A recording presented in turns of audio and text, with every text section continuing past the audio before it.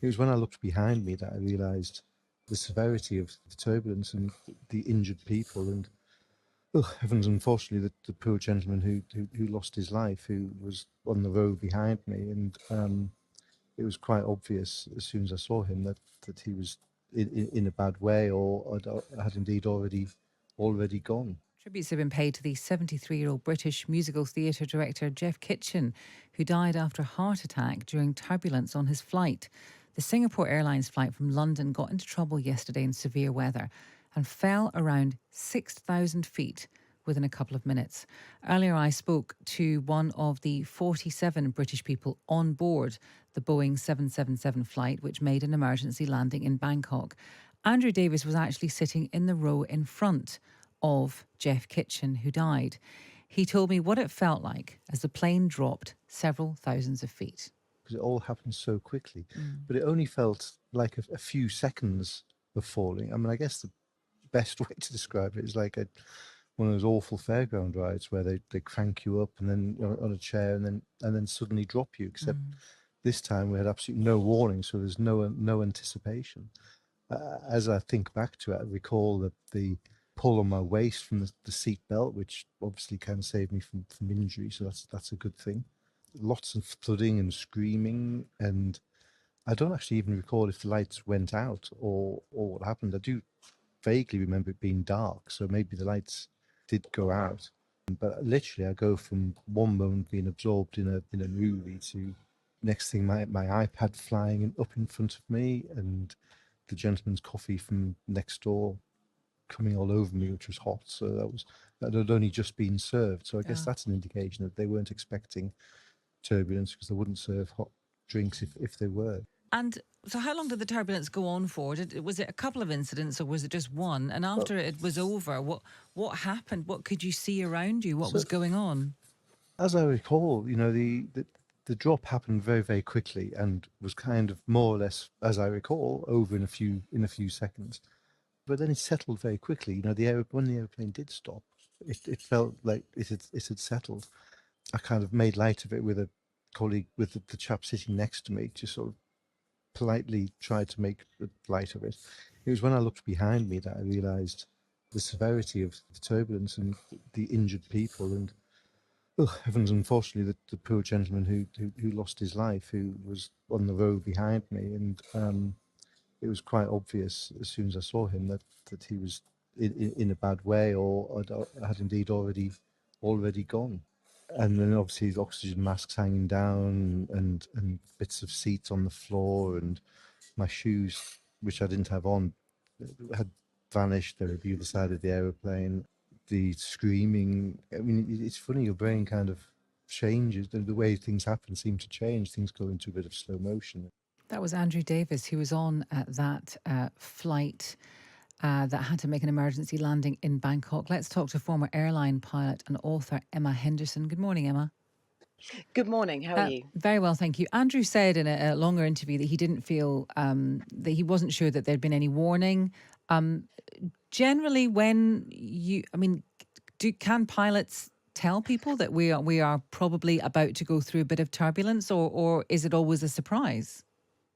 It's not always a surprise. Sometimes you do get forewarning, and that gives you an opportunity to put the seatbelt signs on, perhaps to make an announcement, and it gives you an opportunity to get people strapped down, basically, so they're safe. But it can happen without warning, and clearly that's what happened yesterday, although I believe they had put the seatbelt signs on. But when you've got a long flight like that and you've got a lot of people sleeping, Yeah. actually it takes a little while for the information to filter through to all the passengers that actually they do need to put their seatbelts, they do need to fasten their seatbelts. And at the beginning of every safety demonstration, or the beginning of every flight, you're always told to keep your seatbelts loosely fastened, even when you're not, even when the signs aren't switched on. So it's very difficult to manage from the flight deck when it suddenly happens like that. Yeah, and they clearly didn't know, because he said that they just served like hot drinks, and some of them were, most of the crew, well, none of the crew were sitting down. They were all kind of standing up doing their stuff. So it was clearly just not known. If everybody had their seatbelts on, is it likely that there would have been no injuries? It was much more likely that there would have been no or very few injuries if seatbelts had been, if everybody had their seatbelts fastened.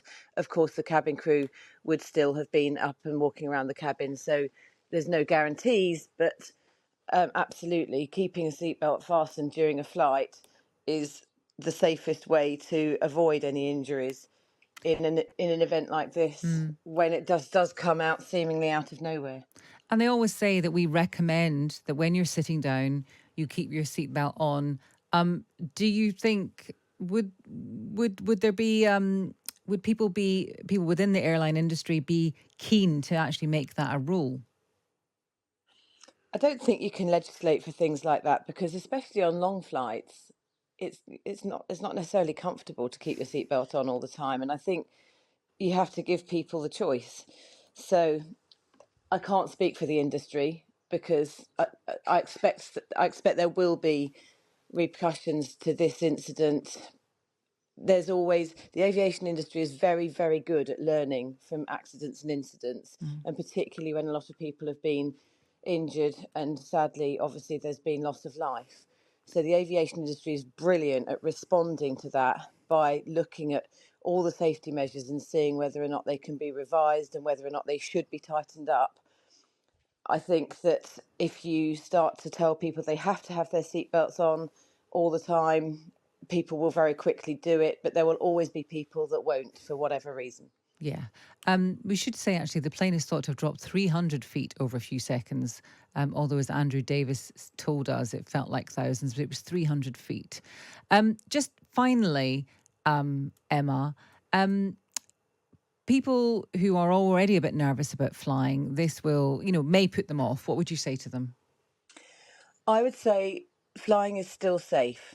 It's an awful incident, but actually, if you think about all the aircraft that were airborne at the time and all the aircraft that have taken off and landed since, incidents like this are very, very rare. And that's why they make big news when they happen. It involves a lot of people and it happens so infrequently that there is there's no other story like this, or certainly not for a lot of years. So flying is still safe. Turbulence is something that aircraft do occasionally encounter. It's very rare for it to be like this. And I think the takeaway from this is that the pilots are human beings at the front of the aircraft who have families to go home to as well. They don't go to work intending for these things to happen. And the result of yesterday was that the aircraft diverted to Bangkok and made a safe landing. And I think that's the takeaway from that for any nervous flyers who are now thinking, gosh, this could happen to me. The aircraft wasn't damaged externally. Obviously, oxygen mask came down and on the inside of the cabin, but the aircraft, they're very, very strong. They can withstand things like this. And the aircraft ultimately made a safe landing, and everybody got medically treated as soon as was possible. Emma, thank you very much for talking to us about that. That's Emma Henderson, who's a former airline pilot and author. Matt says, I'm still amazed that planes aren't steadily being fitted with belt sensors for when a pilot and crew say to buckle up, and they know who is and who isn't. I know this incident is partly an exception, but so many passengers seem to know better than the crew. I mean, I always tend to leave my seatbelt on, but I think I will do it more now. Well, you do it more now. And I just feel that, Simon Calder said earlier, you don't get in a car and then halfway through the drive, take your seatbelt off and have a stretch. Should you do that in a plane? They're just around your waist. When you're not getting up to use the bathroom, should you not always keep it on? Or is that an overreaction to this? I think she made the point that on a long flight it's uncomfortable. But it's safety versus comfort. And, how often does this happen? But I don't know. I feel that if they say you should put your seatbelt on, maybe you should, but maybe that's an overreaction. Anyway, let us know if it changes your opinion on how you're going to behave on an aeroplane after this.